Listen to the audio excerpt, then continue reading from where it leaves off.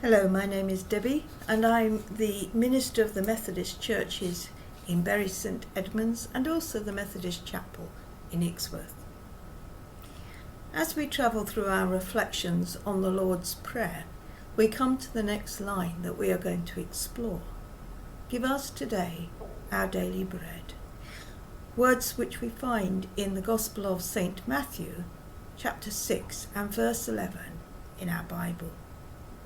Now this is part of Jesus' teaching to his disciples, his close circle of friends. He's teaching them how to pray. He was fed up with people making a show of prayer, and here he is telling them this is not about show, but it is about talking to God every day. And as usual, Jesus talks in a way that his hearers would associate with. He uses this symbolic bread, the basic, staple diet of the day. They needed fresh bread every day. And Jesus is saying, you need to talk and to listen to God, to take your worries, your concerns, and also your love and your praises, but do it every day, and God will provide. Because for those Jews, bread was a powerful symbol of provision. Let me share with you a story. After the Korean War ended, South Korea was left with a large number of children who'd been orphaned by the war. And the relief agencies came in to deal with the problem that arose in connection with having so many orphaned children. And one of the people who was involved in this relief effort tells about a problem they encountered with the children who were in the orphanages. Even though the children had 3 meals a day provided for them, they were still restless and anxious at night and had difficulty sleeping. And as they talked to the children, they soon discovered that the children had a great anxiety about whether they would have food the next day.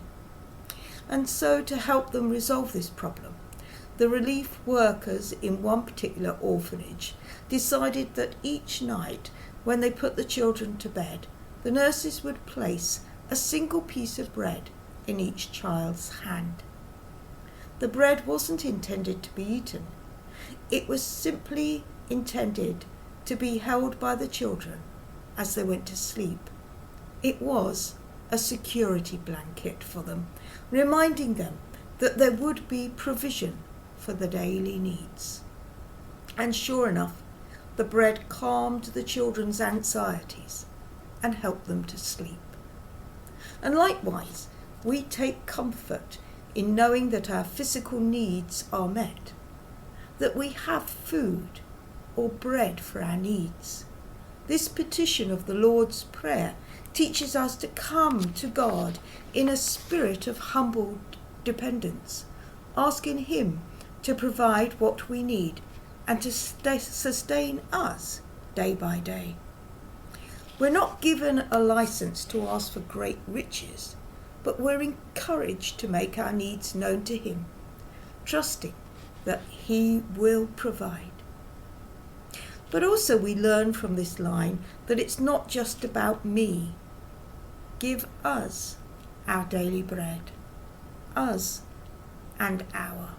We are part of a family, a society, a community, and we have to care for each other.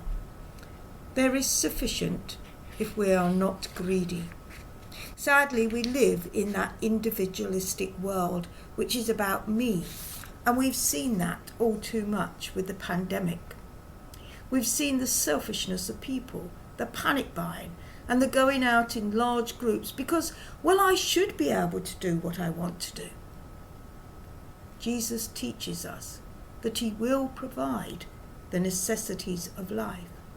And He is teaching us that we need to care for one another, just as the Father cares for us. We have to expand our concerns beyond me to include us. So yes, God does fulfill our spiritual needs day by day, one step at a time. And in faith we know that He will provide for us. And because of that, we want to return his great love for us by caring for others.